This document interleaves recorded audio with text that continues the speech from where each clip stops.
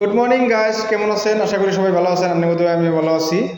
তো সকাল সকাল উঠে আগে রান্দাবাড়ি চড়লাম। রান্দাবাড়ি করবার দিয়ে রান্না হইতে হইতে আমি গেলাম গোসল দুবার। আর ফাইনালি যে গাও গোসল টোসল দিয়ে আইলাম, এনে এখন তার মানে খাবার খামু। সেই আপনারা দেখতে থাকুন। আর ফাইনালি খাবার বই বললাম, খাওয়াটা নিজে বানাইছি।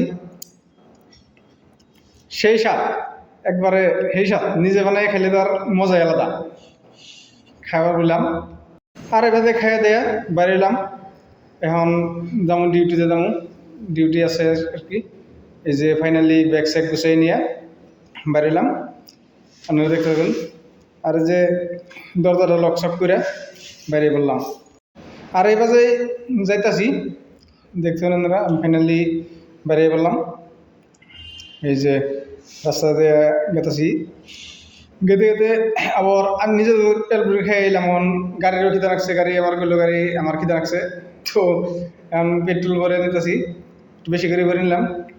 1000 টাকা বললাম বইরা আর কি। এই যে মানুষের বাড়িতে এক বাড়তে বাড়তে এইভাবে যে কালেকশন করতেছি, কালেকশন টালেকশন করে এই যে সব ঘরে ঘরে আর কি মাসে কিস্তিতে হয় না কালেকশন করতেছি।